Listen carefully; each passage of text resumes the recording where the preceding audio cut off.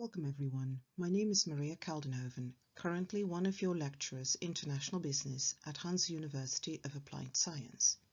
And today I will elaborate on the concept of transferability in your master thesis. Now, in the final stage of your thesis, several questions have been brought to our attention, and if you struggle with assessing transferability of the research outcomes of your thesis, please stay tuned, as I am going to show you how to approach this. But before we start, this video is aimed at master students of the IB faculty at Hanze UAS, readying themselves to graduate this academic year. So let me take you through this video by breaking it down into 3 steps. What is transferability? Why is it important? And how do we apply it? In the first step, we will go over the definition and context.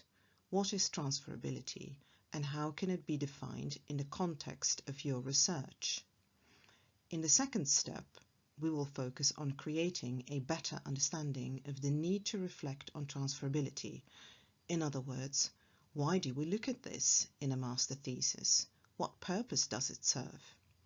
And in the last step, I will provide you with some clues as to how to evaluate transferability, what you need to properly assess and judge transferability. The latter we will attempt both from the perspective of what's already on paper, so to speak, from your research context, and from the perspective of your own mindset and your personal train of thought.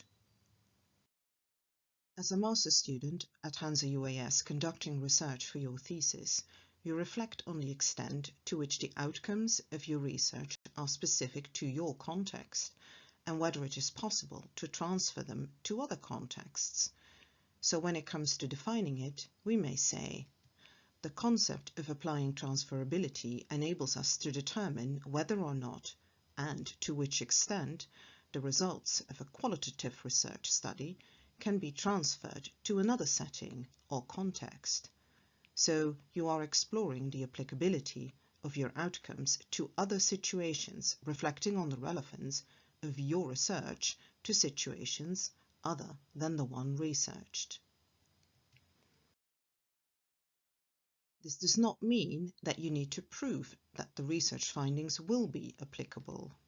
It is established by providing your audience with evidence that your research findings, the results, could be applicable to other similar contexts, situations, or maybe an individual or a specific group of individuals. It is not to prove, however, that your research outcomes will be applicable in reality. This difference is subtle but important, and we invite you to provide a transferability judgment by way of writing reflectively on the transferability of the outcomes of the research you have undertaken. Before we move to the next step, the why, we would like to provide you with some background, some context, just to refresh your mind. There is a difference between applying your own designed methodology to your own case, i.e. internal validity of your thesis, and applying transferability of the outcomes to another company, or another product, another sector, or another country, for instance. In qualitative research, the internal validity of your thesis can be assessed through the use of, for instance, triangulation, continuous documentation, proper audit, and of qualitative sampling methods. Important to realize here is that this is an integral part of your research process. In this video, we are more concerned with the second type, transferability of the outcomes of your research to another context or setting, i.e. another similar company, a product, sector, or country. Important to realize here is that you are assessing transferability beyond the parameters of your thesis. Now, what is necessary to keep in mind here? In a qualitative research, one needs thick descriptions to create a solid framework on the basis of which you can attempt to evaluate transferability. Also keep in mind that as a researcher, it is your responsibility to provide sufficient detail in the descriptions, as they will facilitate your assessment of the transferability of the data obtained. In our daily lives, we can discern behavior, expectations of transferability with individuals or among specific populations. So let's look briefly at some examples taken from our daily reality, purely because thinking about or expecting transferability in real-life settings is a given in human nature. For instance, taken from the headlines, and I quote, "Google will let all its staff work 2 days from home as part of a flexible work week starting September 2021, Sundar Pichai said in an email to employees." End quote. Now, when Google employees are given 2 days a week to freely go walkabout, then why would this not be expected by employees from Yahoo, from AOL or Bing? Why not transfer this to another seemingly similar company? But then you may want to ask yourselves, are these companies actually similar to Google? Do they have similar HRM strategies in place? Are working conditions the same? The number of employees, the salary structure, their benefit scheme, their health insurance? And are these companies and their employees located in the same tax region, for instance? Another example from real life is the Starbucks company, where a similar type of question was asked. Starbucks awards full healthcare and retirement benefits to its employees since the 1980s already. Then why would employees from other similar companies not expect to be awarded the same? This is quoted from research conducted at the University of Wyoming in 2013, and it appeared that among similar companies in the USA, where the focus group of this research was located, 60% of the companies actually did not. In many cases, transferability might be expected, as it is human nature, but that does not mean that it is a feasibility or a reality, as it depends on many other factors that meet the eye at first glance. We will say more on this in the third step, the how, but first we will look at why. Why do we look at transferability in your thesis? What purpose does it serve, and why is it important in this context? It is seen as a key concept, a key strategy that is used to evaluate the quality of your research. And there are 3 key strategies that are used for this purpose. The first one is validity, the second, reliability, and lastly, generalizability. There is a difference here between quantitative research and qualitative research from this perspective. Generalizability, or external validity, in quantitative research serves the same purpose as transferability in qualitative research. Continuing along the same line of comparison, this difference can be traced as follows. Whereas quantitative research deals primarily with numerical data, with statistical interpretations, and a more strictly objective paradigm, qualitative research, on your right here, deals with non-numerical information, with phenomena, interpretation, and with human perspective, senses, and subjectivity. This subjectivity, this human perspective, from you as researchers and from your subjects alike, this subjectivity in quantitative research is considered undesirable bias. But in qualitative research, this subjectivity is seen as inevitable, as essential, and it is of additional value in that it enriches your findings. And in this manner, and based on the previous, transferability in qualitative research and generalizability in quantitative research are concepts to evaluate the quality, the usefulness of the results of your study beyond the setting of your own research. and each is approached in a different way. And with that, we arrive at how to evaluate the transferability of our research outcomes. In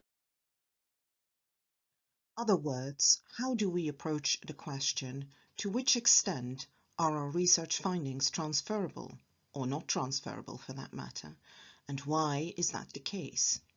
We invite you to find out to assess this on the basis of sound arguments in a reflection on transferability. In order to achieve this, you will need input from at least two different perspectives.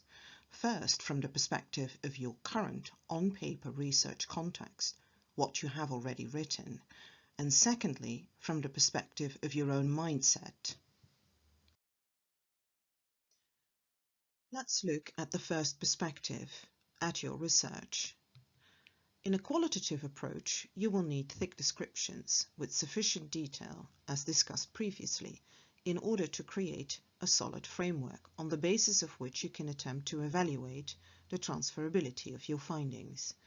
Good contextualization here is very important, because soundness of argument can be achieved on the basis of good contextualization provided earlier on in the thesis, and on the basis of your ability to discern similarities and differences between your own research and another situation or context, and on the basis of your ability to elaborate on possibilities accordingly.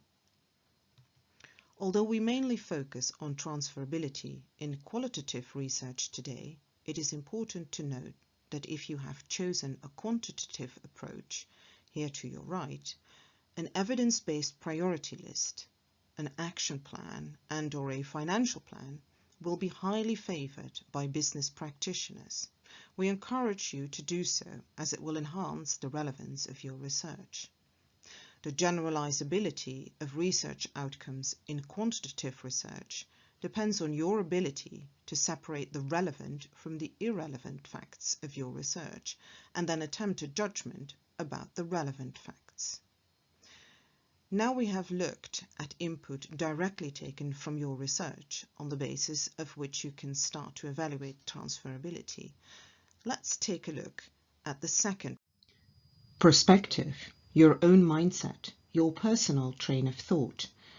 This entails being able to think and write under your own steam, standing on your own 2 feet, and to reflect independently and do so critically about the possibilities of transferability of your research findings. And critically here means being careful and specific in examining and judging the possibilities, and do so without being provided a fixed set of criteria or requirements. As such, you focus on the issue without pre-imposed restrictions. Combining these two together, your research and your critical mindset, will allow you to form a transferability judgment. In case you might be somewhat overwhelmed by the complexity of your research and its settings, you can apply a logical construct to structure your thoughts sequentially.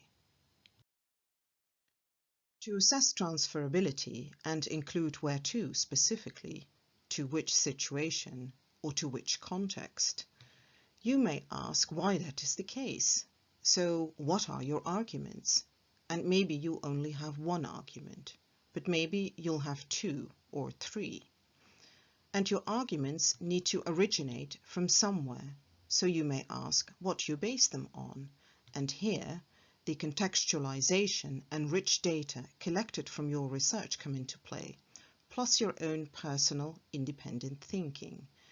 And by combining both and formulating your argument, you can then reflect on the strength of each argument.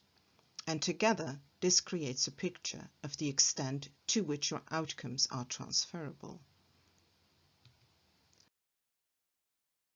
The opposite might also be the case. So when you expect to provide a negative assessment regarding transferability, here you may ask why that is the case. So what are your arguments? And maybe here you will have 1 or 2 arguments, please include your reasoning, what you base this on.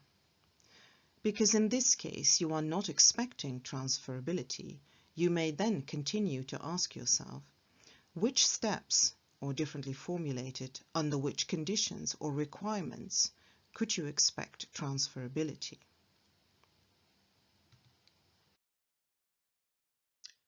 And a final note. From what has just been said, it is clear that it is also of importance to explicate and to realize where in your master thesis you should be paying attention to transferability. Please take note that it should be embedded in your research context, in either the introduction or the theoretical framework, and in the recommendation chapter. In a following video, some examples will be provided. For now, in case you may have any questions, please feel free to approach your thesis supervisor on the matter. We are very happy to assist and guide you in this process of evaluating and assessing the transferability of your research outcomes.